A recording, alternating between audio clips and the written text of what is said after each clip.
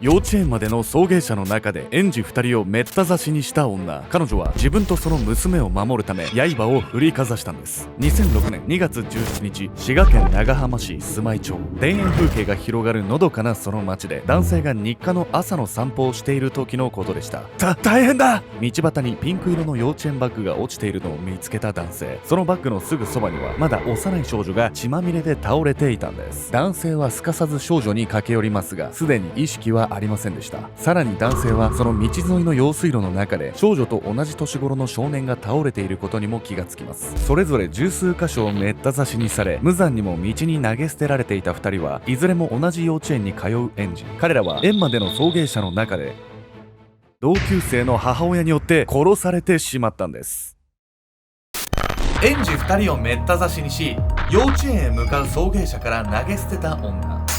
本来恨みなど感じようもない子供たちに対し、彼女が抱いた感情とは。目まぐるしく変化する環境の中で、女には周りが全て敵に見えていたんです。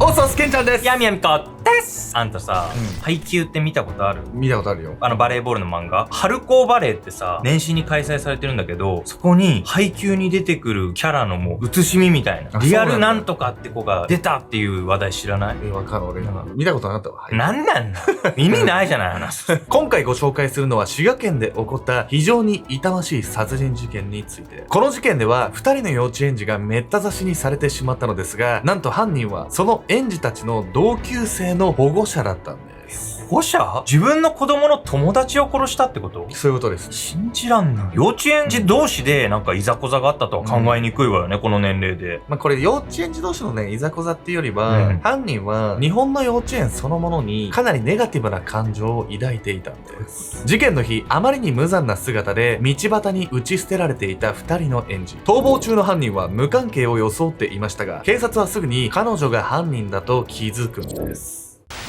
母と怯える娘。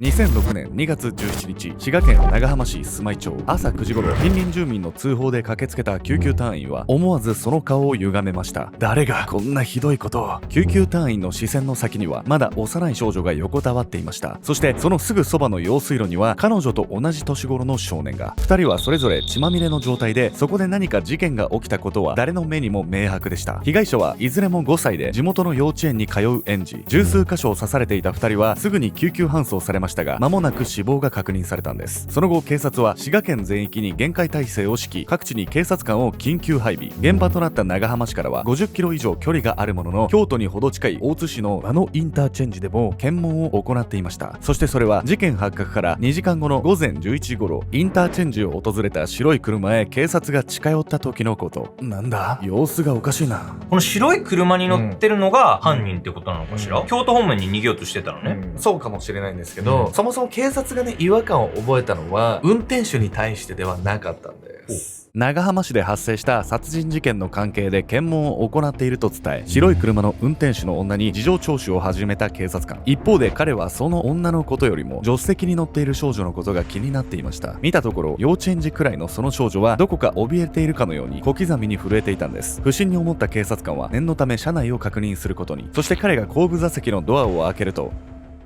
その中は血で真っ赤に染まっていたんです。座席には血まみれの包丁が無造作に落ちており、車内で人が刺されたとしか説明がつかない状況。警察官が事情を聞くと、女は確かにこう答えました。はい、私が子供たちを刺しました。状況が状況だけに犯行を素直に認めたその女。しかし警察が手錠をかけようとすると、女は態度を表変させました。いった！警察官の腕に噛みついたり、髪の毛を引っ張ったり、必死に抵抗を試みる女。最終的に警察は2人がかりでどうにか女を取り押さえるんです。一緒に乗ってた女の子は犯人の娘ってこと？そうなんです。じゃあ何？犯人はさ、娘が乗ってる車の中でお友達を殺したってことじゃない？めちゃくちゃトラウマになるじゃない、そんなの。ただね、犯人はまさにその娘のために友達を殺しちゃったんです。これで気になるのは、この親子は一体幼稚園でどんな思いをして過ごしていたのかということなんです。止まらない妄想。白い車に乗っていた女の名はテイ・エイゼン。中国の東北地方出身のテイは1999年に日本人の夫と結婚。以来日本へ移住し滋賀県で暮らしていました。結婚の翌年には娘を出産し、やがて娘は近隣の幼稚園へ入園。その後しばらくはテイの夫や義父が自転車で幼稚園の送り迎えをしていましたが、娘が年中に上がる頃、園の方針でグループ通園をすることに。実はこのグループ通園がテイにとっては負担になってしまったんです。グループ通園って何？よくあるさ、幼稚園バスに乗ってみんなで通園するっていう方法とは違うの？そうなんです。このグループ通園は日本の幼稚園でもあまり一般的ではない通園の方法なんです。というわけで本日のメトラキーワード、グループ通園について。グループ通園とは、特定の保護者が車を出し、近隣の園児をまとめて幼稚園に送迎する通園方法。多くの場合、車を出す保護者は当番制となります。全国的にあまり例はありませんが、テイの娘が通っていた幼稚園では、グループ通園が慣習となっていました。幼稚園バスとは違い、保護者が引率者となるグループ通園のメリットは、当番制で子供を預かる側面から、親同士にコミュニケーションが生まれること。反面、グループ同士のコミュニケーションが必須なため、気の合わないママ友がいる場合など、それはデメリットにもなり得るんです。中には、グループ通園を義務化している幼稚園もあり、保護者のストレスになっていることも少なくないんです。事件のあった2006年2月17日、テイはグループ通園の引率当番でした。当日はテイの娘を合わせ3人の園児を連れて登園することに。そしてその日、後部座席に乗った園児の A ちゃんと B 君はいつにも増して静かに思いました。窓からの景色をぼんやりと見つめ、幼稚園への到着をじっと待っていた A ちゃんと B 君。そう、5歳の子供が3人集まっているにしては、その日の車内は会話が少なかったんです。人によってはおとなしくしてくれて助かるとすら感じるであろう A ちゃんと B 君のその振る舞い。しかし2人のその態度にテイは人知れず苛立ちを覚えていたんです。またこのガキどもは私たちをバカにして。テイのその苛立ちは彼女が幼稚園の保護者、そして娘の周りの友人関係に対して抱えていた並々ならぬ葛藤から来ているんです。それはまだテイの娘が幼稚園に通い始めたばかりの頃、テイは園の保護者会に参加しました。すると、ねえ、あっちのグループで話しに行かない？いいわね。私も他の人と話したいと思ってたところなの。テイが席に着くなり、そそくさとその場を去っていく保護者たち。一人残されたテイは表情を曇らせ、その場でうつむいていました。私が中国人だからみんな避けるの？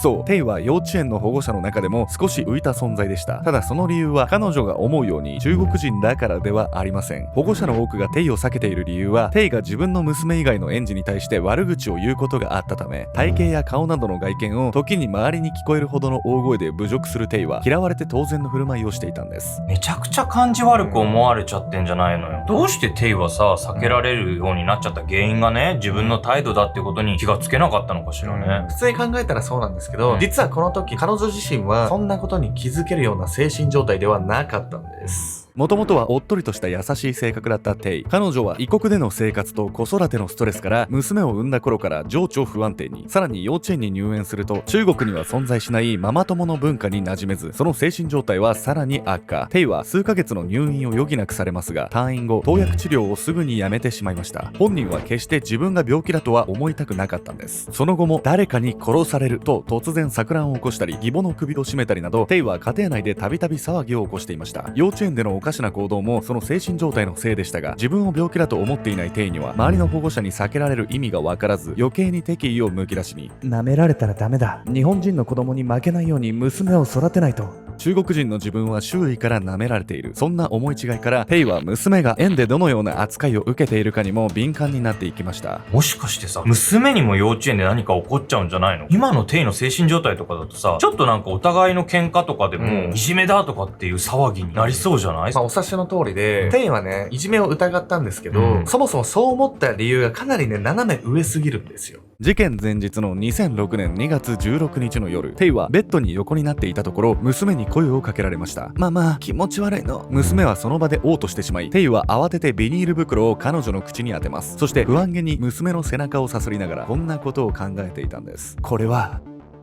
園の子供に何か飲まされたに違いない。中国人だからって舐めやがって。小さな子供は元来体調を崩しやすいもので、何の前触れもなく嘔吐してしまうことも珍しくありません。しかしその時のテイには娘が何か変わった行動を見せるといじめの兆候にしか見えなくなっていたんです。このところは幼稚園に娘がいじめられていると怒鳴り込むこともたびたび。いくらいじめられている様子はないと説明しても、数日後にはまた怒りをあらわにやってくるテイに幼稚園側もほとほと困り果てていました。そんな折、夜中にテイの前で嘔吐してしまった娘を案じていたテイの表情ははいつの間にか怒りに満ちたものに。あのガキども絶対に許さない。そしてこの翌朝、グループ通園の引率当番となっていたテイはテイの車の後部座席に座り、静かに窓の外を眺めていた園児の A ちゃんと B 君。口数の少ない2人の振る舞いに、テイは一人苛立ちを募らせていた。うちの子を無視するつもり？やっぱりこいつらはうちの子をいじめてるんだ。そう考えを巡らせながら、テイは人気のない農道に車を止めた。ママ、ここ幼稚園じゃないよ。見覚えのない場所に車を止めた母を助手席から怪訝そうに見つめる娘。テイはそうやって自分に視線を送る娘に、彼女が着ていた上着のフードを深くかぶせた。今からママがすることは絶対に見ちゃダメよ。そう言うとテイは自分の荷物から刃渡り20センチの包丁を取り出した。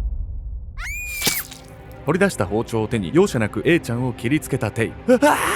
血を流し倒れる A ちゃんの姿に B 君は慌てて車から逃げ出そうとするが、背中を刺されその場に崩れ落ちた B 君。テイは血だらけになった2人に向かい吐き捨てるようにしていた。私たちをバカにするからこうなるんだ。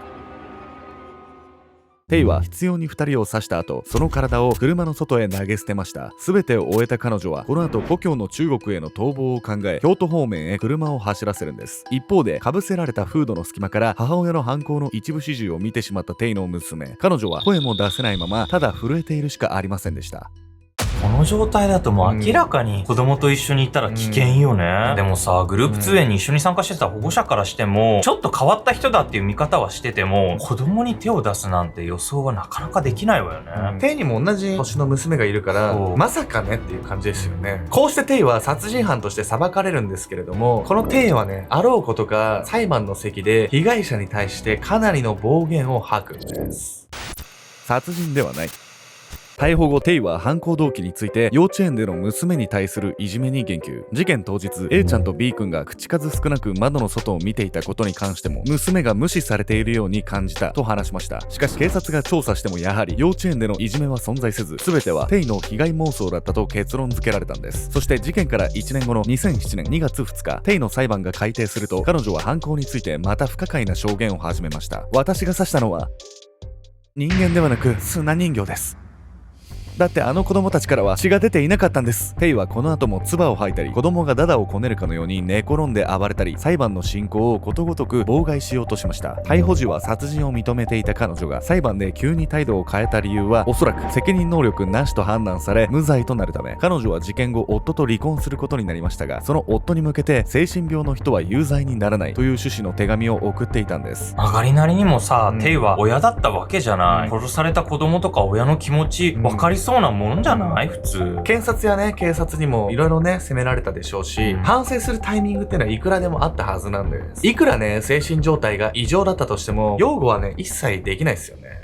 検察はテイの犯行を極めて悪質と断じ死刑を求刑。一方で精神鑑定の結果、テイは統合失調症を患っていることが判明します。こうして迎えた2007年10月16日、テイは2件の殺人で有罪となるも、心神耗弱が認められ無期懲役の判決となるんです。日本へ移住して環境が変わり、子育てのストレスもあって精神に不調をきたしてしまったテイ。またママ友の文化は日本特有とされており、中国人の彼女には理解しがたい部分も多かったといいます。その事情を考慮した上でも、幼い命を奪ってしまったテイの犯行は到底許されるものではありません。人間誰しも環境や人間関係のしがらみによって気持ちが折れそうになるほどのストレスを感じる機会はあるはずです。そんな強大なストレスにさらされた時、あなたはいかにしてその苦境を乗り越えますか？